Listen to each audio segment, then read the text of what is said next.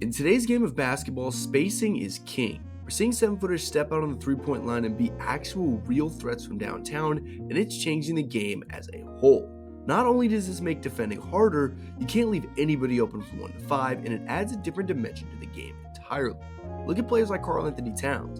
In the past era, this guy would have been strictly in the paint as a back-to-basket guy, but now he elevates his game with a dangerous three-pointer and is arguably one of the most elite shooting bigs ever. But the old big game isn't entirely dead, and it's kept alive in big part by Rudy Gobert. A lot of people love to trash his game and wonder what he actually does on the court, and it's an interesting question.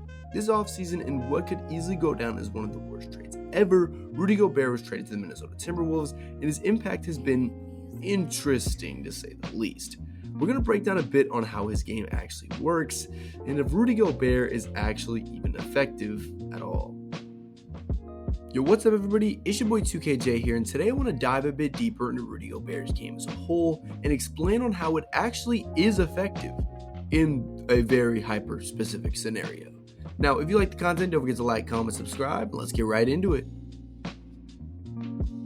So if you've seen Rudy Gobert play basketball at any point in the past couple of years, you know the guy has no bag at all offensively, and at times he looks really out of place on the court. However, he does excel as a defender, and that lockdown position is really what he is known for. He's not really known as an offensive center. Now, this isn't to say he isn't effective, though. He certainly has a polarizing feel on the court, though, much more so than a lot of players I've seen. And why is that? Well, I hinted at one major part earlier in the video, but it's his impact on offense and one of his biggest caveats to his game. Let's first take a look at the Minnesota Timberwolves offensive schemes while Rudy Gobert is in the game to see what I mean by this. Mainly, Gobert on offense is used as a screener or roll threat, basically your average center, and occasionally they get him the ball open inside in the post and let him cook, but usually the extent of his offensive game is those two things. He doesn't really have any package outside of being a post scorer. He doesn't really have a post fade, he doesn't have a midi, and while there are plenty of players like that, Zubac for example, Gobert is a special case.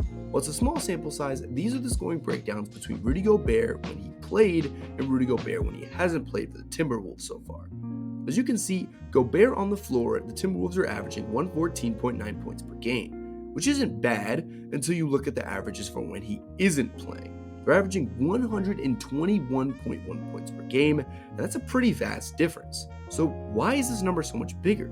Even though it's a small sample size, it shows us the main problem in this Gobert experiment, and it's spacing. While Gobert was off the floor this season, mainly Naz Reid took his place as Towns was injured for most of the season. And much like Towns, Reid is also a shooting big, meaning that the team can use his extra weapon to help spread the defense thinner. This allows for a much different flow on offense due to there being 5 3-point threats on the floor instead of just 4, and due to how on longer offensive possessions, Gobert is posted under the basket instead of spacing the floor. Now, not to say that he's useless on offense, he has a knack for drawing fouls, and even it makes for a very, very good pick and roll lob threat due to his size. He even put up 21 and 10 against the Thunder as they were a much smaller team, but him being a black hole at times on offense is really where his problem lies, even for bigger teams. Now, what I think Gobert needs the most is an outside shot. It really makes me laugh because Victor Wembanyama is taller than Gobert and has a, from what we can see, pretty dangerous outside game. He can really do it all. And Gobert, I also think can do that. I'm just not really sure why he won't. If Rudy Gobert learned how to shoot the outside shot, and I'm not even talking about 5 times a game, maybe just once or twice, it would add that needed dimension to his game to help his team's production offensively wise, and also make him not as much of a black hole on offense in general. He already holds his weight on the defensive end of the ball, but it's offense that's his real problem. And his lack of game or really trying to make any sort of offensive production with getting maybe a post fade or trying to get any sort of outside J is really his problem. He's sort of like the anti-DeAndre Ayton, where DeAndre Ayton doesn't really sort of drive in and dunk. He sort of just settles for those post hooks and post fades. Gobert is the complete opposite. He just doesn't do any of that stuff, and that's really why he sort of gets that reputation of being kind of not very good on offense or sort of like useless of a player. And I don't think he's useless. I think he actually is very, very good, and he makes his team better defensively. But while he is good on defense, his lack of offensive production really almost offsets any of his talents and is really the big problem with this Timberwolves team. Now, it really isn't the problem with the Twin Towers thing, because if you remember when Anthony Davis and DeMarcus Cousins played together, they were a dangerous team before DeMarcus Cousins tore his ACL. And what really made them dangerous was that they could both shoot. This is the problem with the Timberwolves. One of them can shoot. Towns is an elite shooting big, but Gobert cannot shoot at all. And this just completely destroys their spacing and really destroys their offensive production as a whole. And even if you've been looking at them playing the Nuggets in the first round, they just can't hang. They don't really have the offensive production. They're missing some of their players as well, but it's really just Gobert doesn't do enough on offense to make that team dangerous. And that's really why I believe that while he is good, you really have to put a team around Gobert to make him excel.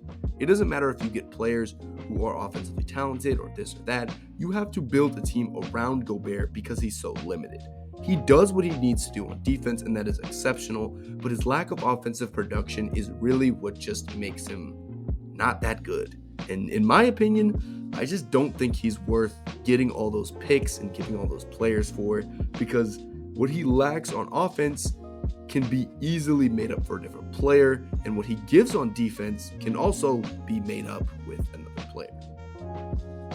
So what do you guys think about Rudy Gobert? I didn't really like the trade even when it happened. I thought it was really silly to trade your farm for Rudy Gobert of all players, who elite defensively, don't get me wrong, but he's just not really going to make it up on the offensive end. I feel like it's just not really worth it. But what do you guys think? Put it down in the comment section below. Thank you guys for watching the video. Don't forget to like, comment, subscribe, and I'll catch you on the next one. Peace.